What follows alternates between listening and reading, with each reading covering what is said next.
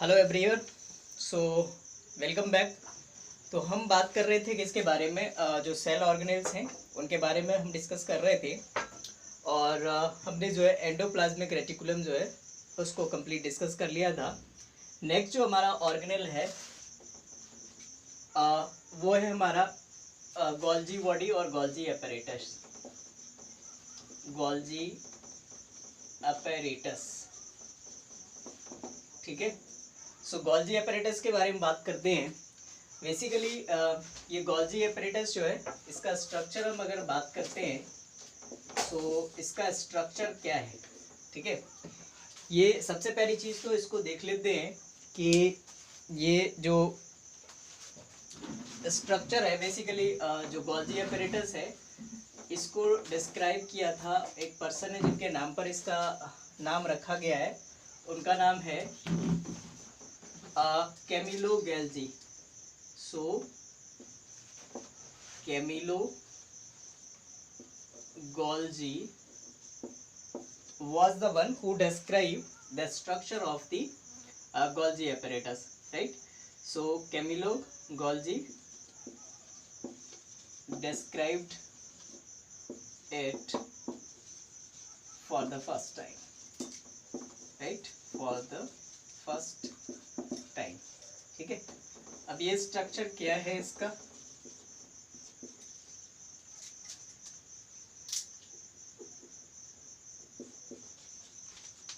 Structure इसकी अगर हम बात करते हैं तो ये बेसिकली क्या है, कुछ हम कह सकते हैं कि कुछ वेसिकल्स जो है मतलब कुछ ट्यूब शेप में जो है या सैक्स के फॉर्म में जो है कुछ अरेंजमेंट्स हैं जो कि एक दूसरे के पैरेलल में आपको दिख रहे हैं, ठीक है। ये वाली जो चीज़ें हैं, ठीक है। तो ये सारे के सारे स्टैक्स जो है एक साथ इनको हम क्या बोलते हैं, यही सारे जो स्टैक्स होते हैं इनको हम सिस्टर्न बोलते हैं, ठीक है। सो स्ट्रक्चर क्या है और इन सभी के चारों तरफ क्या होती है, कुछ मेम्ब्रेन भी होती है। So structure is what, so these are membrane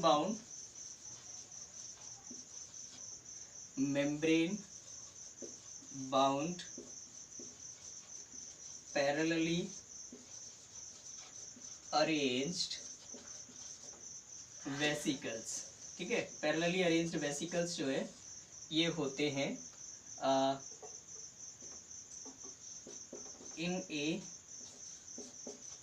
stack manner called cistern, ठीक है। सिस्टर्न्स इनको बोलते हैं। अब उसके अलावा ये क्या होते हैं कि एंडोप्लाज्मिक रेटिकुलम से कई बार इनका कनेक्शन होता है, मतलब Golgi apparatus often connected with the endoplasmic reticulum and forms the another complex cellular structure within the cytoplasm, right? So second इसका अगर पॉइंट देख लेते हैं स्ट्रक्चर में,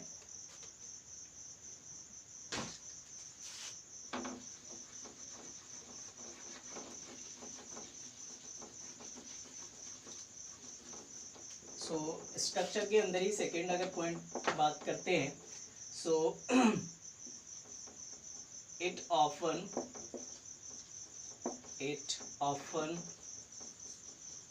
connected with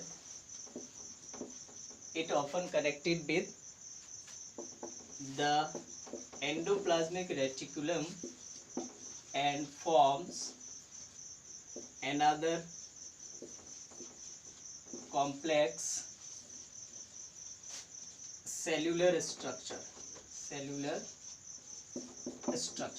ठीक है। सो ये तो हमने बात कर ली किसके बारे में, स्ट्रक्चर के बारे में। अब हम देखते हैं इसका गोल्जी apparatus का फंक्शन क्या होता है।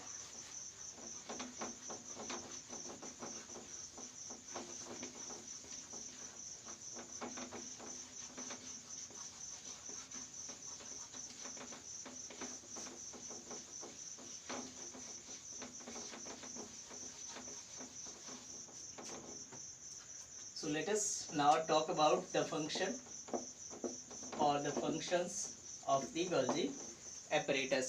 Golgi apparatus बेसिकली क्या करता है, जैसे आपने देखा था कि एंडोप्लाज्मिक रेटिकुलम जो है वो ट्रांसपोर्ट करने का काम करता है मतलब ट्रांसपोर्ट किसको करता है, जो भी एसेंशियल मटेरियल्स होते हैं उनको।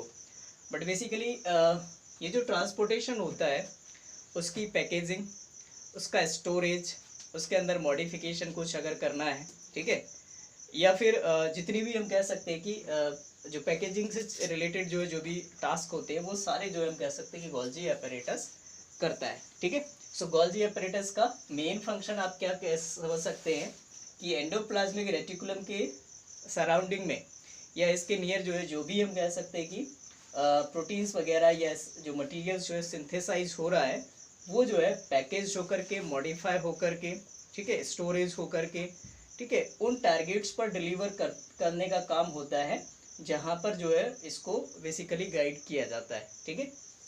सो क्या हो जाएगा फंक्शन मेन, सबसे पहले so it modifies, stores, packages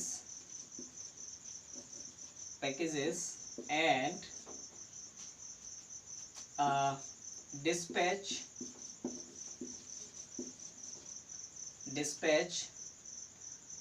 or dispatches the essential materials, especially the proteins at targeted sites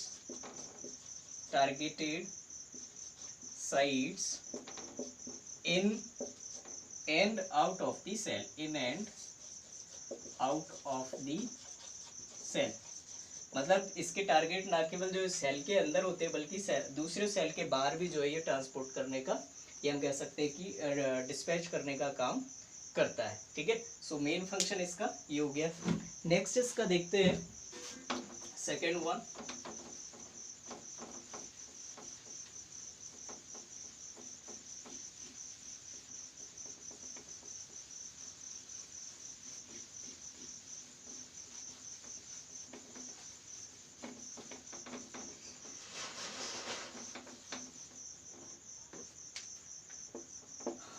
In Golgi body itself,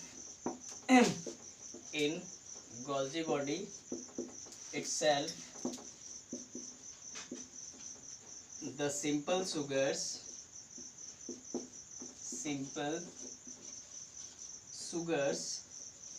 are often converted into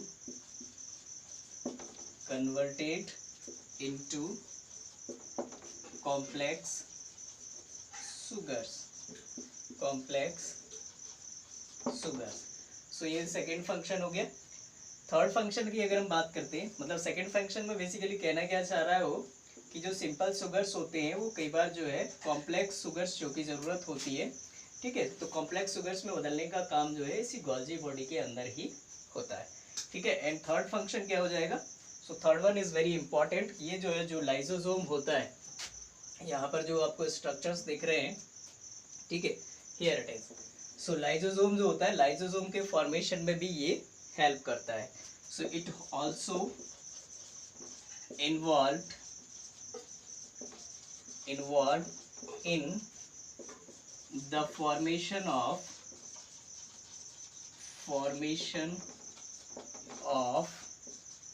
lysosomes, ठीक है। लाइसोसोम्स जो है स्ट्रक्चर्स बनाता है। ये लाइसोसोम्स क्या होते हैं, we will look into a little while, right. So ये सारे क्या थे, हम कह सकते हैं कि जो गोल्जी एपेरेटस है या गोल्जी जो बॉडी है इसके सारे स्ट्रक्चर्स एंड फंक्शंस, ठीक है। अब नेक्स्ट जो हमारा सेल ऑर्गेनेल है वो जिसके बारे में हम बात करेंगे वो यही है आपका लाइसोसोम्स। सो लाइसोसोम्स क्या है,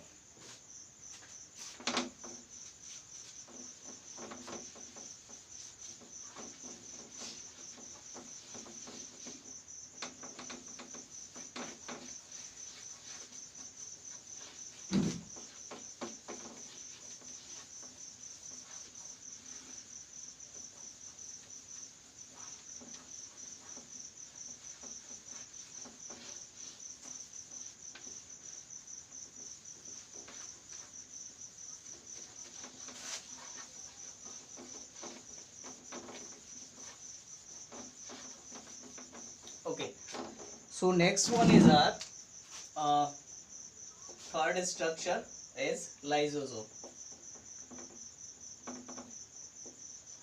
लाइजोसोम, ठीक है। सो ये लाइजोसोम बेसिकली क्या है कि एक तरह से इसका अगर हम स्ट्रक्चर की बात करते हैं, सो स्ट्रक्चर क्या होगा इसका, ये एक तरह के सेक्स होते हैं, है ना, मतलब एक तरह से हम कह सकते हैं कि बैग जैसे होते हैं, बैग लाइक स्ट्रक्चर्स, ठीक है, जिनके चारों तरफ हम कह सकते हैं कि मेम्ब्रेन जो है बाउंडेड रहती है। So these are membrane bound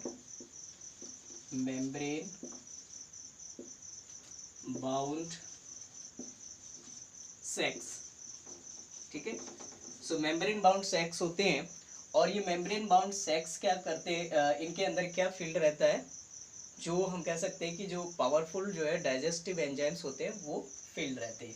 so sex filled with powerful digestive enzymes, ठीक है। और ये एंजाइम्स जो है इनको फॉर्म कौन करता है, जो पीछे हमने एंडोप्लाज्मिक रेटिकुलम जो है स्टडी किया है, वही जो है इसको फॉर्म करता है। So it enzymes these enzymes are made by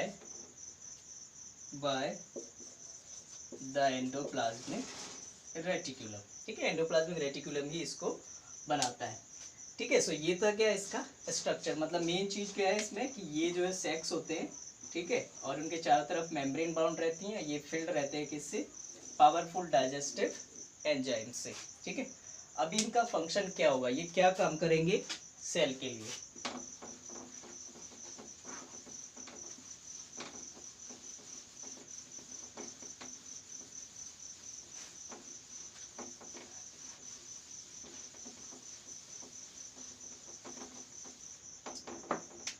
तो इसका फंक्शन देखते हैं।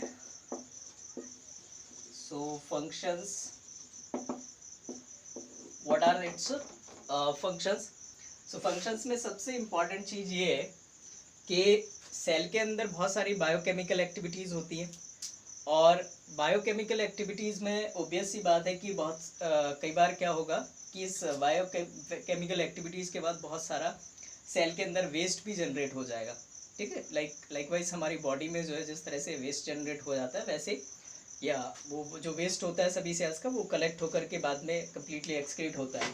तो सेल के अंदर जो वेस्ट जो है हम कह सकते हैं कि जनरेट हो जाता है, ठीक है। तो वो वेस्ट, उसके अलावा कई बार हमारे सेल के अंदर या हमारी बॉडी में बेसिकली क्या हो जाता है, बहुत सारे बाहर से जो है बैक्टीरिया, वायरस, फंजाई वगैरह, ये एक्सटर्नल या जो एलिमेंट्स होते हैं या फॉरेन एलिमेंट्स होते हैं वो एंटर कर जाते हैं, ठीक है। साथ ही साथ कई बार जो है सेल जो है हम कह सकते हैं कि हमको चोट लग जाती है, ठीक है, तो उस वजह से जो है सेल डैमेज हो जाती है, या जो है हम कह सकते हैं कि सेल के अंदर ही कुछ जो है प्रॉब्लम आ जाती है, ठीक है। तो वो सेल जो है डैमेज होने के बाद जो है वो एक तरह से वेस्ट ही बन जाता है, मतलब वर्न आउट सेल्स जो होते हैं वो सारे के सारे जो है फाइनली जो है किसके अंदर जो है एंड अप होते हैं, वो फाइनली इकट्ठे हो जाते हैं इस लाइजोसोम के अंदर ही, मतलब लाइजोसोम के अंदर ही जो है फाइनली सारा का सारा वेस्ट जो है वो इकट्ठा हो जाता है, ठीक है। और इकट्ठा जब हो जाता है तो लाइजोसोम के अंदर क्या है, बहुत सारे पावरफुल डाइजेस्टिव एंजाइम्स। अब ये डाइजेस्टिव एंजाइम्स क्या करते हैं, ये जो वेस्ट वगैरह होता है इसको पहले जो है स्मॉल पीसेस में ब्रेक करते हैं, ब्रेक करने के बाद जो है उन पर अपने अंदर जो डाइजेस्टिव एंजाइम्स हैं उनका एक्शन करवाते हैं, और उससे जो है वो डाइजेस्ट करके जो है उसको फाइनली जो है सेल को क्लीन करने में हेल्प करते हैं। तो मेन पर्पज़ क्या है लाइसोसोम का, कि जो सेल है उसको क्लीन बनाए रखने का काम ये करता है, ठीक है। कई बार ये जो लाइसोसोम होता है ये एक और चीज़ भी करता है, जैसे मान लीजिए सेल जो है ये जो है प्रॉपर तरीके से वर्क नहीं कर रहा है, ठीक है, उसके अंदर हो सकता है डिस्टर्बेंसेस आ गए, मेटाबॉलिज्म प्रॉपर तरीके से नहीं हो पा रहा है, ठीक है, सेल जो है हम कह सकते हैं कि पूरी तरह से ख़राब हो गया है चोट वगैरह लग जाने से, तो वो सेल जो है क्या कर सकता है, सेल जो है बॉडी के फंक्शन को जो है वो डिस्टर्ब कर सकता है। इसलिए ये क्या करता है, ये जो सैक होता है ये अपने आप को क्या कर देता है, ब्रेक कर देता है। ठीक है, ये सैक जो होता है या लाइसोसोम जो पूरा ब्रेक कर देता है। उस वजह से क्या होता है कि जितना भी उसके अंदर जो डाइजेस्टिव एंजाइम्स हैं वो सेल के अंदर पूरे में जो है स्प्रेड हो जाते हैं और पूरे के पूरे सेल को क्या कर देते हैं, डिजॉल्व कर देते हैं। और ऐसा करने से क्या होता है कि बाकी के जो बॉडी जो सेल्स होते हैं वो सेफ रहते हैं। ठीक है, बॉडी की जो फंक्शनिंग है वो नेगेटिवली इम्पैक्ट नहीं होती है। ठीक है, तो इस तरह से इसीलिए जो है ये, क्योंकि अपने आप को जो है वर्स्ट कर रहा है, अपने आप को ब्रेक कर रहा है, क्या करने के लिए, इस सेल को डिजॉल्व करने के लिए। सो इसी वजह से इसको एक और नाम भी दिया जाता है, सुसाइड बैग भी बोलते हैं इसको। क्या बोलते हैं, सुइसाइड बैग, क्योंकि अपने आप को सुसाइड करके जो है ये सेल को डिजॉल्व करता है और बाकी की बॉडी फंक्शनिंग को जो है माल फंक्शन होने से रोकता है। ठीक है, सो ये था इसका इंपॉर्टेंट। सो बहुत ही इंपॉर्टेंट हम कह सकते हैं कि लाइसोसोम। सो फंक्शन क्या हो जाएगा कि all the waste material inside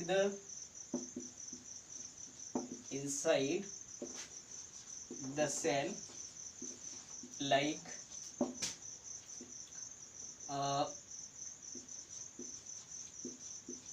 worn out cells के अलावा फॉरेन मटेरियल्स और foreign elements like bacteria, viruses, etc. And next one is the other cellular waste।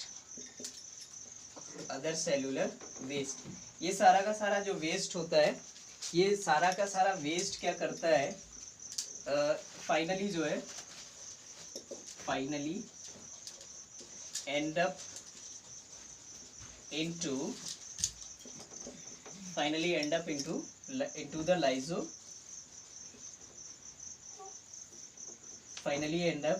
the lysosomes। ठीक है, सो लाइसोसोम के अंदर ये फाइनली एंड अप होता है। लाइसोसोम अब इसके बाद क्या करेगा,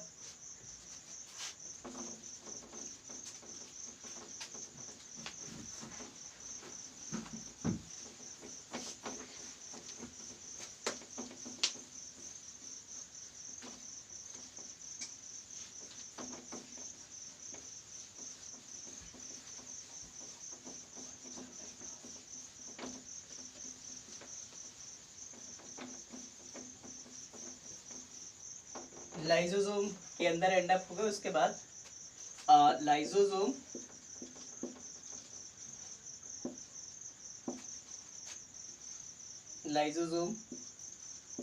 will break down these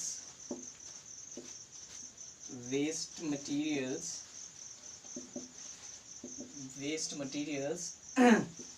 into pieces and digest them with the help of its powerful digestive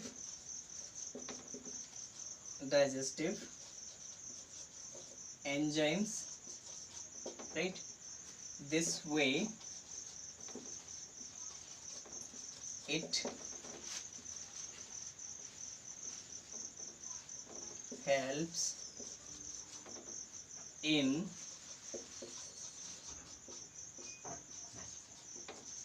cleaning the cell. ठीक है, इस तरह से सेल को क्लीन करने में हेल्प करता है।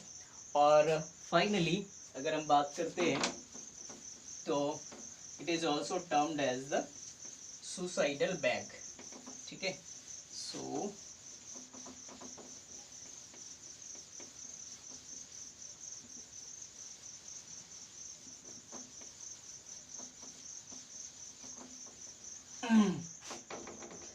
So it is also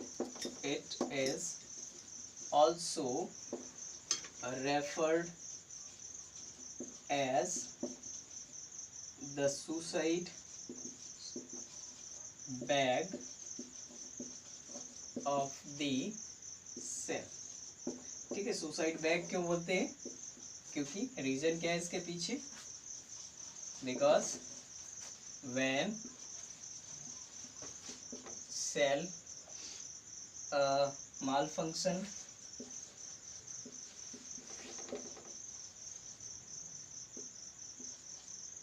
or metabolism disturbed, metabolism इसका डिस्टर्ब हो सकता है, ठीक है, तब ये क्या करेगा? Then it worst itself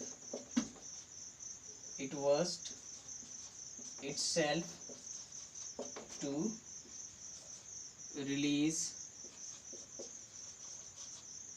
enzymes which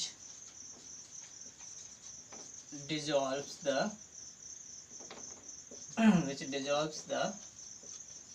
cell or dissolves its own cell, ठीक है। तो इस तरह से खुद के सेल को ये डिसॉल्व कर देता है और फाइनली बाकी जो सेल्स होती हैं वो सेफ रह जाती है, मतलब बाकी की जो फंक्शनिंग है बॉडी की वो डिस्टर्ब नहीं होती, ठीक है। तो इस तरह से जो है ये लाइसोसोम वाला पार्ट भी हमारा फिनिश हो गया, ठीक है। So this way we have finished the 3 important organelles of the cytoplasm, right? In next video we will talk about the three more cell organelles. So till then, take care, bye bye.